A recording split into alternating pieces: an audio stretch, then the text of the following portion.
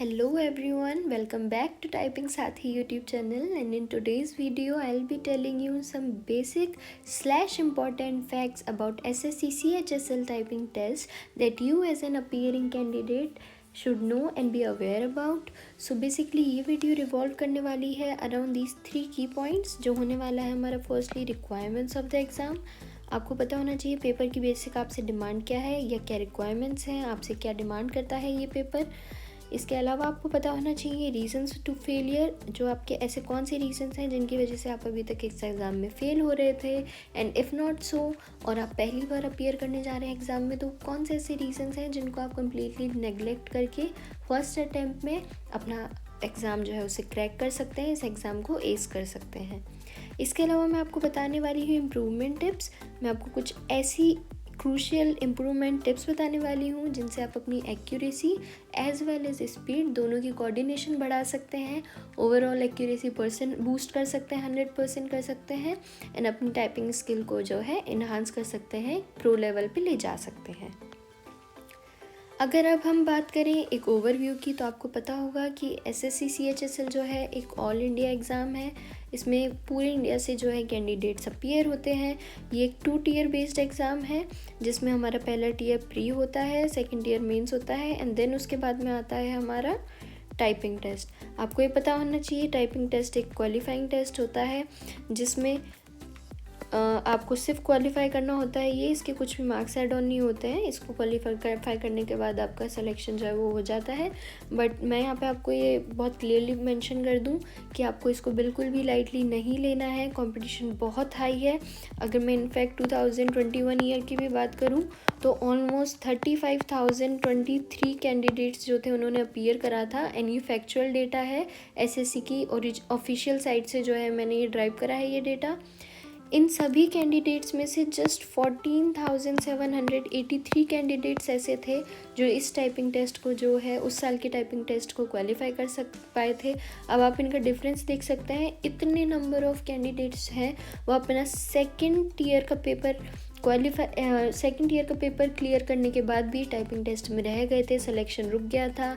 इसके अलावा मैं 2020 अगर ईयर की बात करूं तो उसमें अप्रॉक्स 28,133 कैंडिडेट्स ने अपीयर करा था, जिनमें से ओनली एंड ओनली 11,297 जो कैंडिडेट्स थे वो टाइपिंग टेस्ट को क्वालिफाई कर पाए थे। अब आप देख सकते हैं कंपटीशन बढ़ता जा रहा है और साथ के साथ जो फेलियर रेट है CHSL की वो भी इंक्रीज़ होती जा रही है, क्योंकि बिल्कुल भी इजी नहीं होता है टाइपिंग टेस्ट CHSL का। तो आपको इसको लाइटली नहीं लेना है। यहाँ पे मैंने बहुत क्लियरली मेंशन कर रखा है, it is not easy because एक तो कंपटीशन बहुत हाई है which is very practical reason, and then उसके अलावा जो आपको स्पीड गैप मिलता है वो काफ़ी स्मॉल होता है।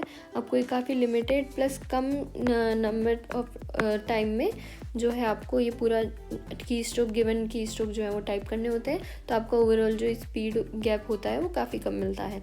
इसलिए जो काफ़ी अपीयरिंग एस्पिरेंट्स होते हैं इस एग्ज़ाम में वो टियर 2 भी पास करने के बाद भी फेल हो जाते हैं। इसलिए CHSL का ओवरऑल जो फेलियर रेशो है वो CGL से भी ज़्यादा है। अब आप देख सकते हैं कंपटीशन कितना हाई होता जा रहा है, तो आप बिल्कुल भी नेगलेक्टेड नहीं होंगे, बहुत फोकस और बहुत प्रिसाइजली अपनी जो है प्रैक्टिस करेंगे। एक्यूरेसी की मैं बात करूँ तो CGL से भी ज़्यादा एक्यूरेसी डिमांड करता है CHSL टाइपिंग टेस्ट। और इसके अलावा अगर हम एक ओवरव्यू की बात करें तो 35 वर्ड्स पर मिनट जो है ये इनफ होता है अगर आप CGL की बात करें तो।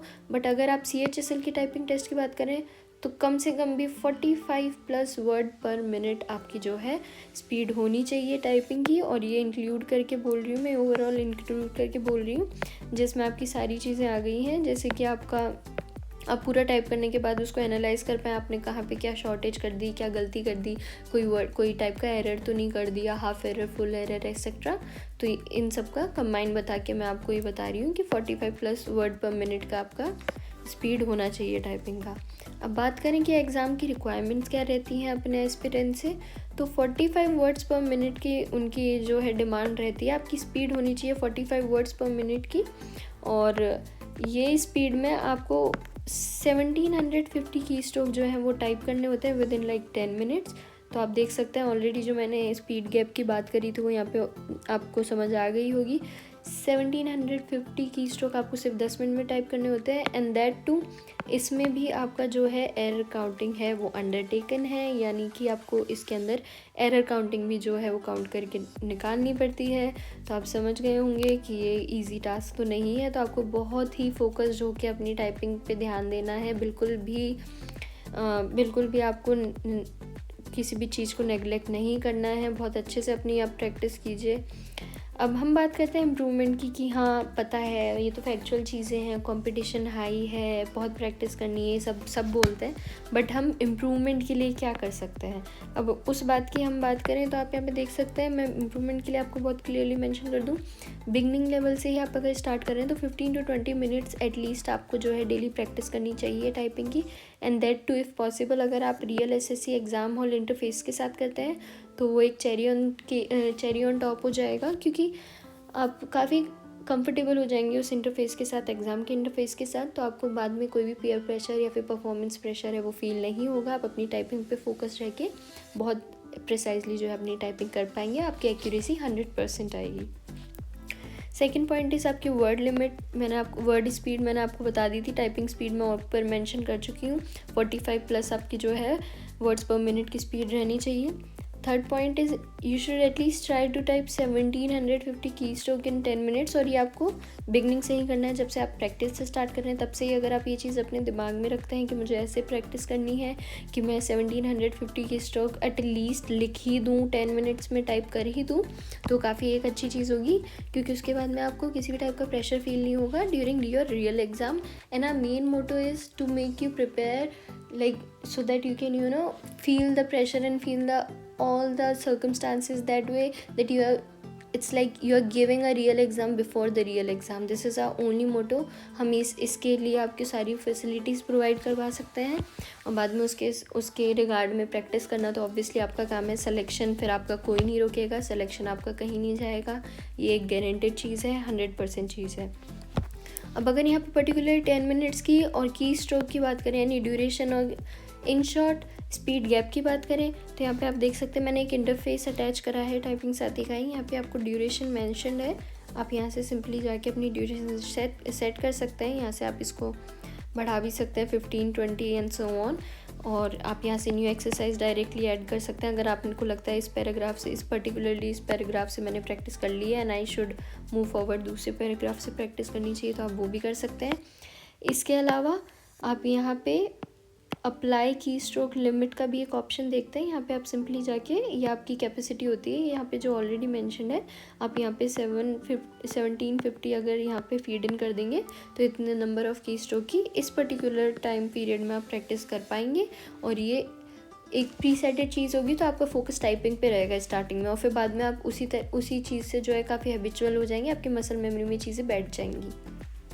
अब हम बात करें फोर्थ पॉइंट की, तो आपका प्राइमरी फोकस होना चाहिए एक्यूरेसी पे। अब कई लोगों को मैंने देखा है वो स्पीड पे ज़्यादा ध्यान देते हैं, which is I don't find it as an good thing, क्योंकि व्हाट आई फील इज़ कि आप स्पीड पे इतना ध्यान देते होंगे ना, तो इवेंचुअली आपको वहाँ पे एज तो आपकी एक्यूरेसी करनी है, आपको एक्यूरेसी अच्छी लानी है, आपकी एरर काउंट अच्छी आनी चाहिए, एरर परसेंटेज आपको कैलकुलेट करनी है।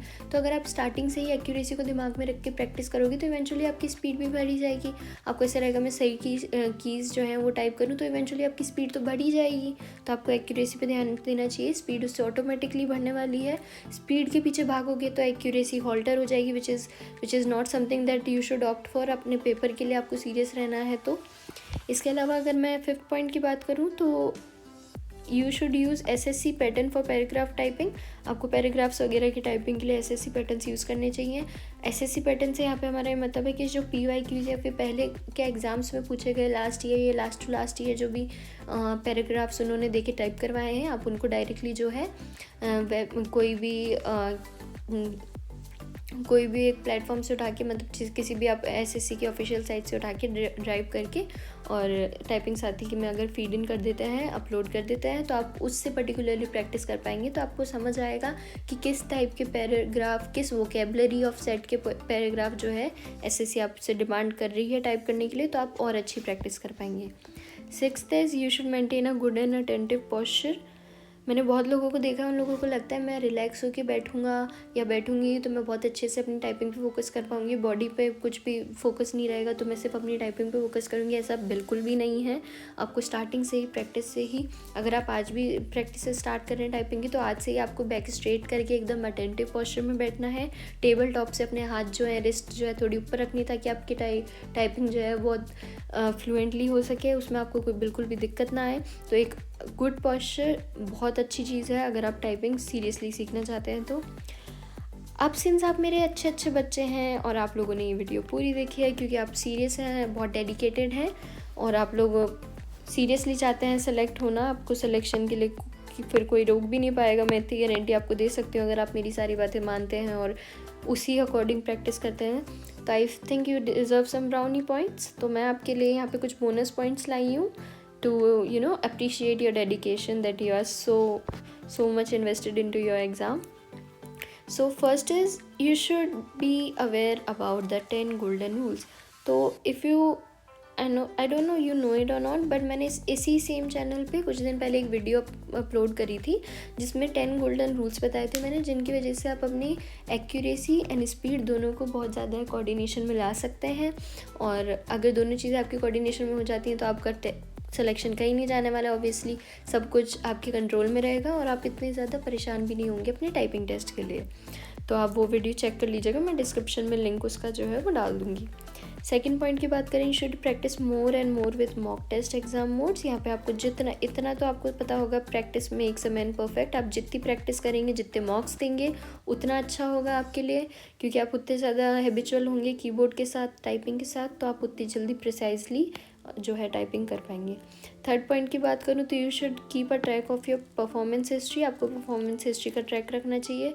अब जैसे कि अगर मैं इस इंटरफेस से आपको रिलेट करके समझाऊँ, अगर आपने ये पर्टिकुलर पैराग्राफ लिखा, टाइप किया, तो उसके बाद में एक इंटरफेस आपके सामने खुलेगा जिसमें आपका पूरा रिकॉर्ड होगा, आपकी एक्यूरेसी, आपका हाफ एरर कितना हुआ है, फुल एरर कितना हुआ है, एक्यूरेसी % कितनी है, आपने बैक स्पेस कितनी बार यूज़ करा है, ये सारी चीज़ें उसमें मेंशन होगी।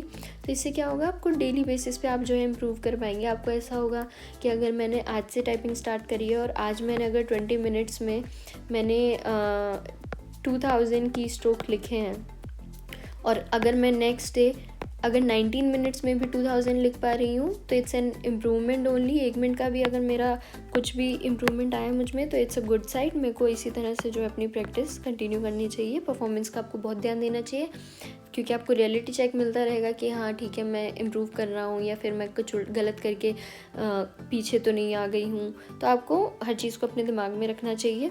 इसके अलावा you should practice with same interface as your exams. जैसे कि मैंने आपको अभी बोला, we want you to feel the real exam before the real exam. आप सेम एग्ज़ाम वाले इंटरफेस के साथ प्रैक्टिस करते हैं तो ये आपके लिए बहुत अच्छा होगा, क्योंकि आप काफ़ी कंफर्टेबल हो जाएंगे उस इंटरफेस के साथ।